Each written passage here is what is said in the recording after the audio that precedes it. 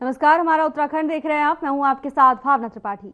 चार धाम यात्रा को लेकर राज्य सरकार की तैयारियां अब अंतिम चरण में हैं। धामों में दर्शन को लेकर यात्रियों के उत्साह को देखते हुए ये फैसला लिया गया है कि यात्रा के पहले महीने में वीआईपी दर्शन नहीं कराए जाएंगे। मुख्यमंत्री के निर्देश पर यात्रा के पहले महीने में विशेष रूप से केदारनाथ में वीवीआईपी दर्शनों को जितना हो सके टाला जाए और इस संबंध में हाईकोर्ट के रजिस्ट्रार को भी सूचित किया जा रहा है। चुनावी व्यस्तता के बावजूद मुख्यमंत्री धामी यात्रा की तैयारियों की नियमित मॉनिटरिंग कर रहे हैं और अधिकारियों से नियमित रूप से संपर्क में भी हैं। मुख्यमंत्री के अनुमोदन के पश्चात निर्णय लिया गया कि यात्रा के पहले महीने में दर्शन नहीं होंगे। चारधाम यात्रा को लेकर प्रशासन की तैयारियां तेज हैं, तो वहीं मुख्यमंत्री ने श्रद्धालुओं के उत्साह को देखते हुए एक बड़ा फैसला लिया है। पहले महीने में वीवीआईपी दर्शन को टाला जाएगा। इसके साथ ही पहले महीने में वीआईपी दर्शन नहीं होंगे। मुख्यमंत्री ने श्रद्धालुओं की भीड़ को देखते हुए ये फैसला लिया है, जिसके तहत पहले महीने में कोई भी व्यक्ति वीआईपी दर्शन नहीं कर पाएगा। और इस फैसले को लेकर जनता मुख्यमंत्री पुष्कर सिंह धामी की खूब तारीफ कर रही है। बता दें कि चारधाम यात्रा को लेकर प्रशासन की तैयारियां शुरू हो गई हैं। रजिस्ट्रेशन की तैयारियां भी शुरू कर दी गई हैं। तो वहीं मुख्यमंत्री भी पूरी तरह से चारधाम यात्रा को लेकर नजर बनाए हुए हैं। खुद सभी चीजों की मॉनिटरिंग कर रहे हैं और व्यवस्थाओं का जायजा लगातार ले रहे हैं। अधिकारियों से बातचीत भी की।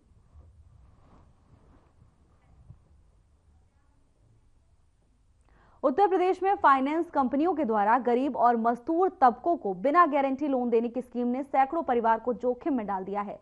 बता दें कि कुछ दिन पहले भारतीय स्टेट बैंक के कर्मचारी पर ग्रामीणों के साथ लाखों रुपए की धोखाधड़ी करने का आरोप लगा था। इस घटना को अभी कुछ ही समय बीता था कि फिर से एक और मामला सामने आया। ये मामला झबरेड़ा लखनौता में स्थित यूनियन बैंक पर लगे आरोप का है, जिसमें एक व्यक्ति ने बैंक से लगभग 5 लाख रुपए का कर्ज लिया था और घर की आर्थिक स्थिति खराब हो जाने के कारण वो व्यक्ति 2 किस्त नहीं जमा कर पाया। तो बैंक मैनेजर और बैंक के अन्य कर्मचारी पीड़ित व्यक्ति के घर पहुंचे, मौजूद महिलाओं के साथ अभद्र टिप्पणी की और डराने धमकाने के साथ जेल तक जाने की धमकी भी दी, जिस वजह से पीड़ित व्यक्ति सुधीर ने जहर खाकर अपनी जान दे दी।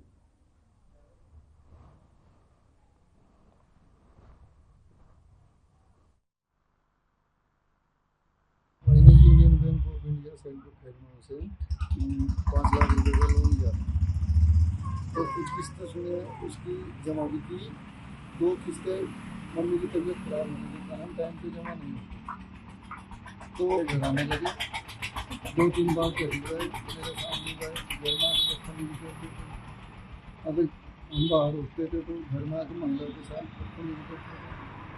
क्या जिस दिन ये बनने से एक दिन पहले बैंक मैनेजर और 2 अन्य कर्मचारी तीस लाड़ा, गौतम शर्मा और बैंक मैनेजर हरनाम सिंह तो यहाँ पे आके भाई को डराने लगे, धमकाने लगे, जबरदस्ती उसको गाड़ी में ले जाने की कोशिश करने लगे, जिससे वो बहुत ही मानसिक हरेसमेंट हो गया था।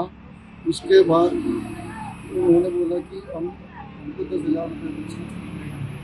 तो फिर मेरी वाइफ ने 10,000 रुपये बैंक मैनेजर को दिए हरनाम सिंह। उसके बाद भाई को धमकी दिया गया। तो फिर उसके बाद उन्होंने गैर कानूनी तरीके से कांस्टेबल के चौकी से एक फर्जी नोटिस भेजा बैंक डेट। शेरपुर खेलमू बैंक से 3 कर्मचारी आए और मैं सुधीर दत्त जिन्होंने लोन ले रखा था उनसे बात करी और उनके साथ बदतमीजी और उनको प्रेशर दिया कि जमा करो। उसने बोला भी मैं जमा कर दूंगा, अभी नहीं है, कुछ टाइम रुकना पड़ेगा।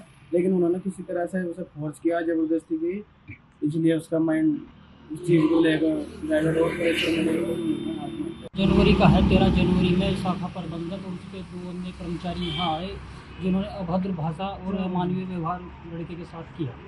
ठीक है, तो ये है कि जो बैंक है उसने अपनी मर्यादा में ना ही रहा और जो है एकदम से एक्शन लिया, मतलब तानाशाही उन लोगों ने की। यही चाहते हैं कि जो कानून दृष्टि में जो कानूनी कार्रवाई हो तो बिल्कुल होनी चाहिए, इसमें और कुछ नहीं।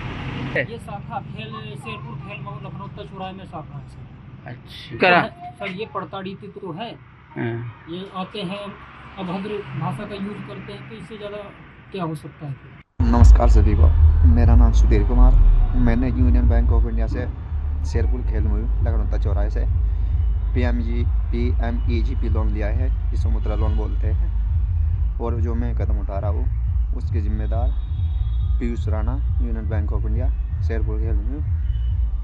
गौतम शेरपुर का है, चपटासी है वहाँ पर, और रिकवरी करता है आकर गैरकानूनी तरीके से। और हमारे मैनेजर साहब है जो प्रबंधक महोदय जो वीडियो में है, उन सभी ने मुझे मेंटली हरासमेंट किया है, जिसके कारण मैं अगला कदम उठाने जा रहा हूँ। अगर मेरी मौत होती है कल को, तो इन मौत का जिम्मेदार ये तीनों व्यक्ति हो गया जो यूनियन बैंक ऑफ इंडिया में कार्य करते हैं, और ये गैरकानूनी तरीके से मेरे घर आते हैं, फिर मेरे खिलाफ FIR लिखाते हैं। मेरे पास अनसिक्योर्ड लोन है जिसका RBI ने कोई भी रिकवरी सभी बंद कर रखी है, किसी भी तरह की जो इनका काम है वो नहीं करते। मेरे घर में मेरी मम्मी है, भाभी है, बच्चे हैं, उनके साथ दुर्व्यवहार किया।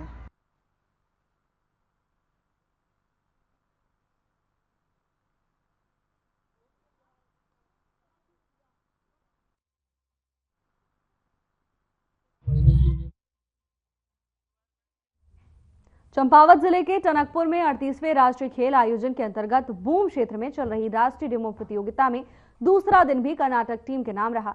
कर्नाटक की महिला, पुरुष और मिक्स्ड टीम की तरफ से 2 दिनों में 5 गोल्ड के साथ कुल 6 पदक पर कब्जा जमाया गया, जबकि उत्तराखंड की महिला टीम ने दूसरे दिन भी सलालम इवेंट के अंतर्गत सिल्वर मेडल जीतकर उत्तराखंड का नाम रोशन किया है।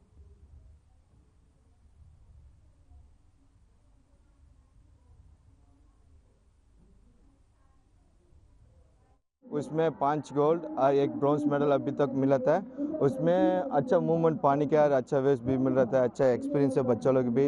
अभी नेशनल गेम हम लोग अच्छा प्रोड्यूस किया था, नेशनल से फर्स्ट टाइम हम लोग को नेशनल गेम राफ्टिंग लेके आया था, बहुत अच्छा था। और थैंक यू बोलता हूँ उत्तराखंड का CM का और उत्तराखंड का सब कुछ बंदा लोग का। कहना तो ये चाहते कि शायद अगर दोबारा जो हमारी अचीवमेंट्स है ये आज भी सिल्वर है, तो हम ये चाहते हैं कि अगर मतलब मैं अपनी गवर्नमेंट से बस सिर्फ इतनी सी रिक्वेस्ट करना चाहती हूँ कि हमें थोड़ा टाइम एटलीस्ट जब भी हमारे इवेंट्स होते हैं उससे एटलीस्ट 15 डेज पहले हमें प्रैक्टिस के लिए टाइम दे, हमें स्पेस दे, हमें सपोर्ट करे। मुझे बहुत ज़्यादा खुशी है कि यहाँ पे लड़कियों ने काफ़ी अच्छी मेहनत की और यहाँ पे उत्तराखंड के लिए नेशनल गेम्स में सिल्वर मेडल लेके आए। और टनकपुर आने वाले समय में राफ्टिंग एज ए कॉमर्शियल तो काफ़ी फेमस है उत्तराखंड के अंदर, लेकिन एज ए स्पोर्ट्स बहुत कम लोग इसको लेते हैं। तो आने वाले समय में टनकपुर एक हब बन सकता है राफ्टिंग को as a sports destination develop करने के लिए। हमारी सरकार से यही अपेक्षा है कि अगर यहाँ पे एक centre of excellence rafting sports के लिए वो बना दे। कोटद्वार की नदियों में खनन कार्य में लिप्त सैकड़ों मजदूरों के सत्यापन को लेकर पुलिस जल्द बड़ा अभियान चलाने जा रही है। पुलिस क्षेत्राधिकारी निहारिका तोमर ने जानकारी देते हुए बताया कि बाहरी राज्यों से जितने भी मजदूर कोटद्वार काम करने आए हैं उन सभी का सत्यापन किया जा रहा है, और इसी कड़ी में नदियों में खनन कार्यों में लिप्त मजदूरों का भी सत्यापन अभियान चलाया जाएगा, ताकि पुलिस के पास रिकॉर्ड हो सके कि कितने मजदूर वर्तमान में कोटद्वार शहर में काम कर रहे हैं।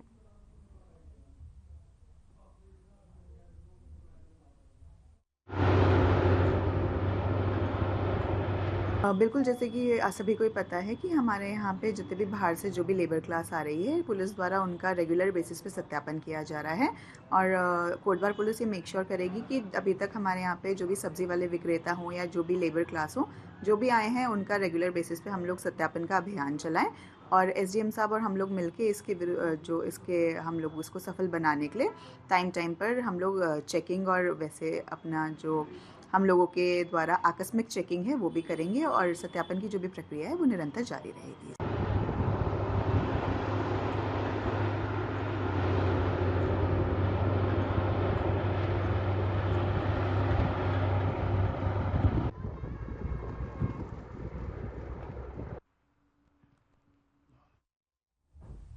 प्रधानमंत्री नरेंद्र मोदी की फ्रांस और अमेरिका की यात्रा शुरू हो गई है, और इस दौरे का उद्देश्य दोनों देशों के साथ रक्षा सहयोग और व्यापार साझेदारी को बढ़ाना है। पीएम मोदी पहले फ्रांस में 10 से 12 फरवरी तक रहेंगे और उसके बाद अमेरिका जाएंगे, जहां वो 12 से 14 फरवरी तक रुकेंगे, और इस दौरान वो फ्रांस के राष्ट्रपति इमैनुअल मैक्रों के साथ आर्टिफिशियल इंटेलिजेंस यानी AI एक्शन समिट की सह अध्यक्षता करेंगे।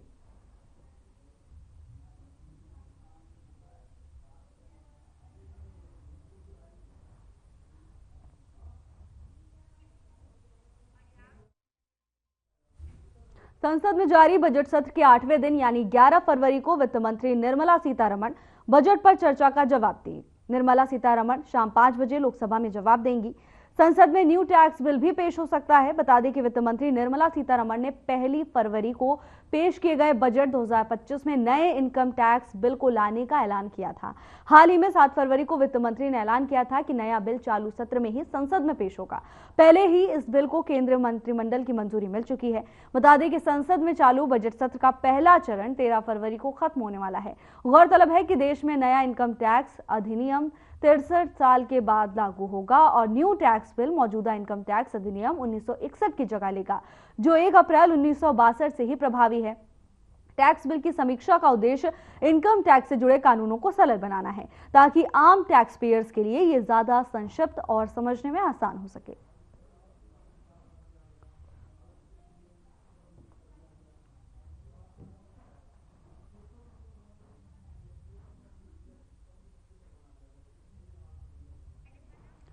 वित्त मंत्री निर्मला सीतारमण 5 बजे पेश करेंगी और बता दें कि 1 फरवरी को उन्होंने ऐलान किया था कि जल्द ही न्यू टैक्स बिल वो पेश करेंगी और आज 11 फरवरी को शाम 5 बजे वित्त मंत्री निर्मला सीतारमण की ओर से ये बिल पेश किया जा सकता है। बता दें कि इस बजट को आम लोगों के लिए आसान बनाने के लिए, जिससे आम लोग इसे समझ भी सकें, कुछ इस तरह से इस बिल को डिजाइन किया जाएगा। 1 फरवरी को वित्त मंत्री की ओर से ये ऐलान किया गया था कि वो जल्द ही बजट पेश करेंगी और न्यू टैक्स बिल पेश हो सकता है बजट सत्र के 8वें दिन। पंडित दीनदयाल उपाध्याय की पुण्यतिथि के अवसर पर मुख्यमंत्री योगी आदित्यनाथ ने उन्हें श्रद्धांजलि अर्पित करते हुए उनके विचारों की प्रासंगिकता को रेखांकित किया और इस मौके पर सीएम योगी ने कहा कि पंडित दीनदयाल उपाध्याय की अंत्योदय की सोच प्रधानमंत्री नरेंद्र मोदी के नेतृत्व में साकार हो रही है। उन्होंने कहा कि उन्होंने गरीबी उन्मूलन के खोखले नारों पर विपक्ष को घेरा। साथ ही सीएम योगी ने महाकुंभ को लेकर दुष्प्रचार करने वालों पर भी करारा प्रहार किया। सीएम योगी ने कहा कि जीवन भर वीआईपी ट्रीटमेंट लेने वाले लोग महाकुंभ को लेकर दुष्प्रचार में जुटे हुए हैं। वहां तो किसी के साथ कोई भेदभाव नहीं है, न जाति का भेद है, न पंथ का भेद है, न क्षेत्र का भेद है, न भाषा का भेद है। पूरा देश आ रहा है और 29 दिन में 45 करोड़ श्रद्धालु अब तक वहां स्नान कर चुका है। लेकिन जिनको नकारात्मकता फैलानी है, और नकारात्मकता फैलाने वाले कौन लोग हैं?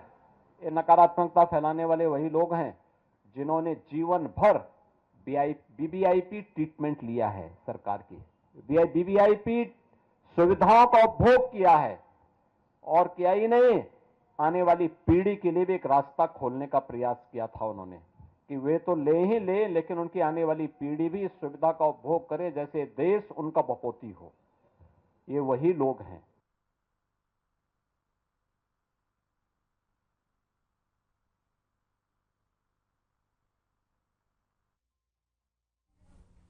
कॉमेडियन समय रैना के शो इंडियाज गॉट टैलेंट में विवादित बयान देने वाले यूट्यूबर और पॉडकास्टर रणवीर इलाहाबादिया की मुश्किलें अब और बढ़ सकती हैं। एक तरफ जहां विवादित बयान के लिए रणवीर सहित कार्यक्रम के 5 जज पर केस दर्ज हो चुका है, तो वहीं दूसरी तरफ अब संसद में भी ये मुद्दा गरमा रहा है। बता दें कि रणवीर इलाहाबादिया पर समय रैना के कार्यक्रम में माता पिता को लेकर बेहद आपत्तिजनक कमेंट करने का आरोप है। जानकारी के मुताबिक इस मामले को लेकर आईटी मामलों की संसदीय समिति रणवीर इलाहाबादिया को नोटिस भेजने पर विचार कर रही है।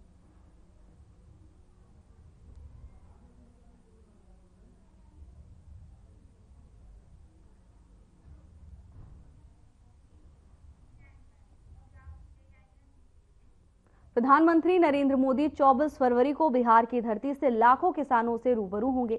भागलपुर में पीएम मोदी के कार्यक्रम को लेकर बिहार बीजेपी की टीम तैयारी में जुट गई है। सोमवार को बीजेपी नेताओं ने पटना स्थित पार्टी के प्रदेश कार्यालय में एक बैठक की। बैठक में बीजेपी के प्रदेश अध्यक्ष दिलीप जायसवाल, उप मुख्यमंत्री सम्राट चौधरी, स्वास्थ्य मंत्री मंगल पांडे, इसके साथ ही तमाम अन्य नेता भी शामिल हुए।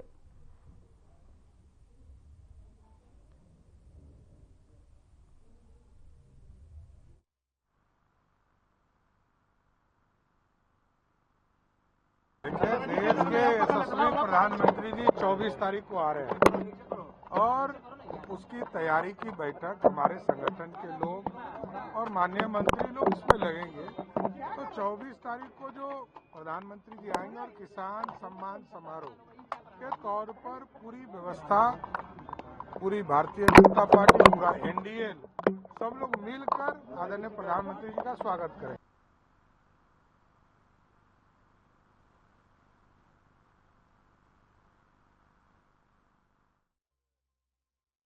प्रदेश के सभी जिला अस्पतालों में मरीजों के लिए सफाई व्यवस्था बनाए रखने के लिए उत्तराखंड के स्वास्थ्य मंत्री डॉक्टर धन सिंह रावत द्वारा हफ्ते के 7 दिन अस्पताल के सभी बेड के लिए अलग अलग रंग की चादर इस्तेमाल किए जाने के निर्देश दिए गए हैं। और इस बात को लेकर स्वास्थ्य मंत्री डॉक्टर धन सिंह रावत ने कहा कि उन्होंने फरवरी और मार्च के महीने के लिए लक्ष्य रखा है कि सभी जिला अस्पतालों में सभी दिन अलग अलग रंग की चादरें बिछाई जाएंगी।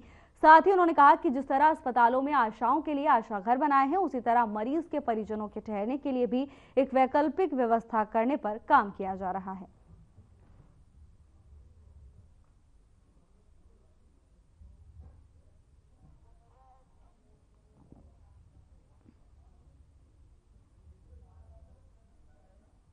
नए नए प्रयोग करते रहते हैं। अब जितने भी हमारे डिस्ट्रिक्ट हॉस्पिटल हैं, फरवरी और मार्च के महीने का हमने टारगेट दिया है कि हफ्ते में जो 7 दिन होते हैं, पर डे की जो है कलर चेंज होगा चादर का, नई चादर है। एक जो मरीजों के साथ तीमरदार आते हैं उनके लिए भी हम कोई वैकल्पिक व्यवस्था कर रहे हैं। जैसे भी आशाओं के लिए अब हमने आशा घर अलग बना दिया है यहाँ पे, वैसे तीमरदारों के लिए भी कई बार लोगों को बहुत दिक्कत होती है, उसके लिए भी कोई वैकल्पिक व्यवस्था जरूर है।